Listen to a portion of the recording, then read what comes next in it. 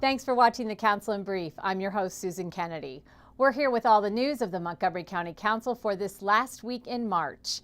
And topping the news this week, big box retail in the county and regulations that would affect those stores. These zoning text amendments would require big box stores larger than 50,000 square feet to be approved through the special exception process, among other conditions. There have been a variety of approaches for addressing really a combination retail stores, your Walmarts and your Target type stores. And we're kind of in the middle of that conversation.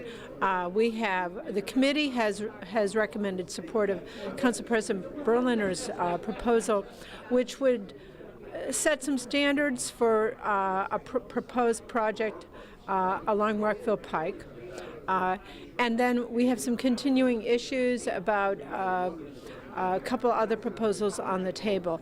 At the end of the day, I think that there are lots of concerns about community engagement, design for these projects, and making sure that they fit properly into whatever community they're proposed for.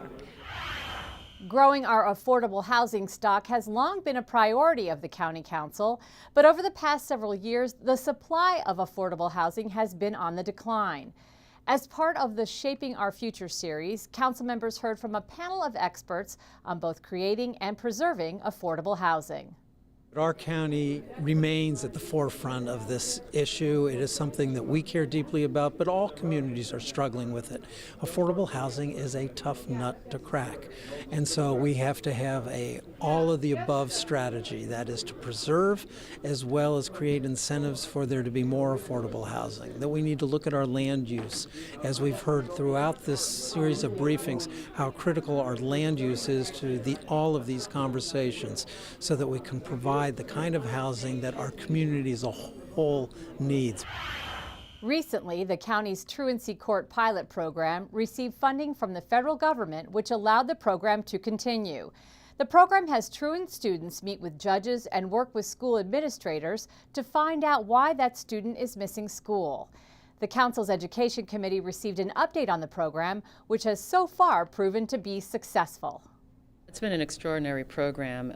For a short period of time, the two middle schools that were participating have shown tremendous results. And so we were disappointed last year. We thought that the program would close down for lack of money, but funding was received from the federal government, so the program is ongoing, and we're going to hear a briefing on it in committee.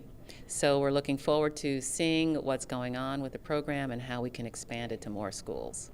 What this program really has shown is that if you have a relationship with an adult in a school building, it is so extraordinary and important to these young people. So we know that this has been very successful because of that. Relationships with young people are very important in the school building.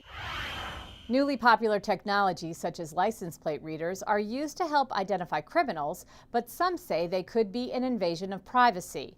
In Montgomery County, there are 36 license plate readers mounted on police cars. The plates are photographed and compared against a list of plates wanted by police. Councilmember Phil Andrews gave us his thoughts on this new tool. They are a very useful tool for police. What we need to do is to have a policy that addresses very clearly who has access to the information, how is the information used, and how is it retained. For what length of time, who continues to have access to it at this point or perhaps later on. So those are the sort of issues that the Public Safety Committee is going to speak with the police about when we meet with them on Thursday.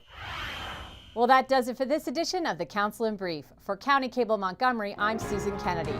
Thanks for tuning in.